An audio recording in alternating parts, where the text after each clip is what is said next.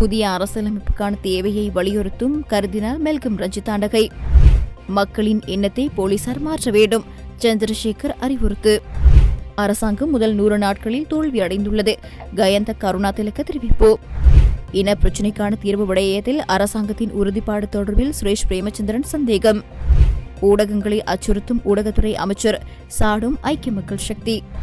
கட்சியின் தலைமை பதவியிலிருந்து விலகுவதாக அறிவித்த கனடா பிரதமர்.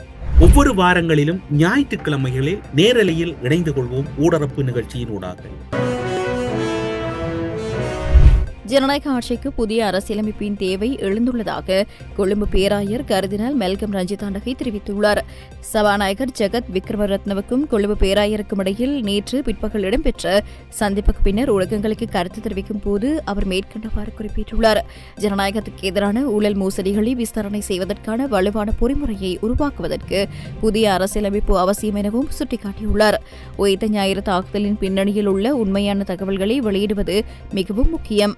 இதை யார் செய்தார்கள், என்ன காரணத்துக்காக, யாருடைய உதவியோடு செய்தார்கள் என்பது குறித்து விசாரணை நடத்தப்பட வேண்டும். கடந்த காலங்களில் இலங்கையில் இதுபோன்ற பல விடயங்கள் நடந்துள்ளன.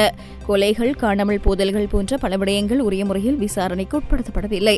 ஜனநாயகத்துக்கு எதிராக மேற்கொள்ளப்பட்ட பல்வேறு ஊழல்கள் குறித்து விசாரணை நடத்த தேவையான பொறிமுறையை தயார் செய்ய வேண்டும் என்பதே எங்களது வேண்டுகோள். அதற்கு தேவையான அரசியலமைப்பு மாற்றத்தை ஏற்படுத்த வேண்டும். தற்போதுள்ள அரசியலமைப்பில் உள்ள பல்வேறு பலவீனங்களை போக்க புதிய அரசியலமைப்பு உருவாக்கப்பட வேண்டும் என அவர் கூறியுள்ளார். போலீசார் தொடர்பில் பொதுமக்களுக்கு எதிர்மறை நிலைப்பாடை காணப்படுகிறது. அந்த நிலைப்பாட்டையும் மனநிலையையும் போலீசார் மாற்ற வேண்டும் என கடற்றொழில் அமைச்சர் சந்திரசேகர் தெரிவித்துள்ளார். யாழ்ப்பாணத்தில் போலீசாருடன் இடம்பெற்ற கலந்துரையாடலின் போது அமைச்சர் இவ்வாறு கூறியுள்ளார்.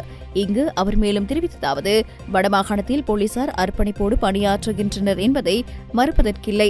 ஆனால் பொதுமக்கள் மத்தியில் போலீசார் பற்றி நல்ல நிலைப்பாடு உள்ளதா என்று கேட்டால் இல்லை என்பதே பதில். எனவே இந்த எண்ணத்தை மாற்றும் வகையில் போலீசார் இந்த வருடத்தில் அர்ப்பணிப்போடு சேவையாற்ற வேண்டும். இலங்கை முழுவதும் தேசிய மக்கள் சக்திக்கு அதிகளவான வாக்குகள் கிடைத்தன. அந்த மக்கள் ஆணையை காப்பாற்றும் கடப்பாடு எமக்கு உள்ளது. இன்று நான் செல்லும் இடங்களிலெல்லாம் வன்முறை, வாழ்வெட்டு தொடர்பில் மக்கள் முறைப்பாடுகளை முன்வைக்கின்றனர். இவற்றை கட்டுப்படுத்தி மக்கள் சுமூகமாக வாழ்வதற்கு வழி ஏற்படுத்தப்பட வேண்டும் எனவும் அவர் குறிப்பிட்டுள்ளார். அரசாங்கம் முதல் 100 நாட்களில் தோல்வி அடைந்துள்ளதாக தெரிவிக்கப்படுகிறது. தேசிய மக்கள் சக்தி அரசாங்கம் ஆட்சிக்கு பொறுப்பினை ஏற்றுக்கொண்டு 100 நாட்கள் கடந்துவிட்டதாக ஐக்கிய மக்கள் சக்தியின் நாடாளுமன்ற உறுப்பினர் கயந்த கருணாதிலக்க தெரிவித்துள்ளார். கட்சியின் தலைமை காரியாலயத்தில் நடைபெற்ற செய்தியாளர் சந்திப்பில் அவர் இதனை தெரிவித்துள்ளார். எனினும் முதல் 100 நாட்களை பூர்த்தி செய்த அரசாங்கங்களில் மிகவும் தோல்வியடைந்த அரசாங்கமாக இந்த அரசாங்கம் அமைந்துள்ளதாகவும் சுட்டிக்காட்டியுள்ளார். தேர்தல் மேடைகளில் 24 மணித்தியாலங்களில் ஒரு கையொப்பத்தில் மக்களுக்கு நிவாரணங்களை வழங்குவதற்கு உறுதிமொழி வழங்கிய அரசாங்கம் அதனை செய்ய தவறியுள்ளதாகவும் தெரிவித்துள்ளார். எரிபொருள் விலையை குறைப்பதாக விளக்கமாக பேசிய அரசாங்கம் இன்று மௌனமாக இருப்பதாகவும் தெரிவித்துள்ளார்.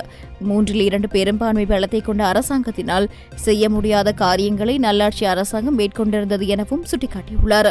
இந்த அரசாங்கம் மக்களுக்கு வழங்கிய எந்தவொரு உறுதிமொழியையும் நிறைவேற்றவில்லை எனவும் அவர் சுட்டிக்காட்டியுள்ளார். தமிழ் மக்களின் தேசிய இனப்பிரச்சினையை தீர்ப்பதற்கு தற்போதைய அரசாங்கம் உறுதியாக உள்ளதா என்பதில் சந்தேகம் எழுந்துள்ளதாக ஜனநாயக தமிழ் தேசிய கூட்டணியின் பேச்சாளர் சுரேஷ் பிரேமச்சந்திரன் தெரிவித்துள்ளார். வவுனியாவில் நேற்று இடம்பெற்ற ஜனநாயக தமிழ் தேசிய கூட்டணியின் உயர்மட்ட கூட்டத்தின் பின்னர் ஊடகங்களுக்கு கருத்து தெரிவிக்கும் போது அவர் இவ்விடயத்தினை தெரிவித்துள்ளார். தமிழ் மக்களின் பிரச்சினைகளை தீர்ப்பதாக தெரிவித்து தற்போதைய அரசாங்கம் வடக்கு மற்றும் கிழக்கு மாகாணங்களில் தமிழ் மக்களின் வாக்குகளை பெற்றது. அதன்படி தற்போதைய அரசாங்கம் தமிழ் மக்களின் நீண்ட காலமாக புரையோடி போயுள்ள தேசிய இன பிரச்சினைக்கு உரிய தீர்வை வழங்க வேண்டும். அத்துடன் அரசாங்கம் வெறுமனே வாக்குறுதிகளை மாத்திரம் வழங்காமல் தமிழ் மக்களின் பிரச்சினைகளை தீர்ப்பதற்கான புதிய அரசியலமைப்பு ஒன்றை உருவாக்க வேண்டும் எனவும் ஜனநாயக தமிழ் தேசிய கூட்டணியின் பேச்சாளர் சுரேஷ் பிரேமச்சந்திரன் தெரிவித்துள்ளார்.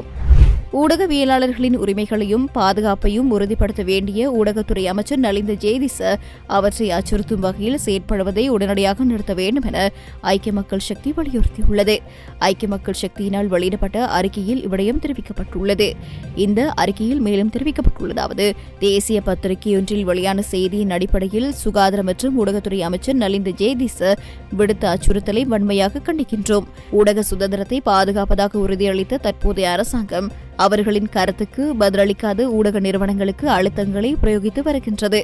1988 மற்றும் 1989 ஆட்சியின் போது ஜேவிபியின் கட்டளைகளுக்கு எதிராக செயற்பட்ட டேவிஸ் குருகே, சாகரிகா கோமஸ், குலசிரி அமரதுங்க, பிரேம கீர்த்தி அல்விஸ் போன்ற ஊடகவியலாளர்களுக்கு துப்பாக்கிகளால் பதிலளிக்கப்பட்டது.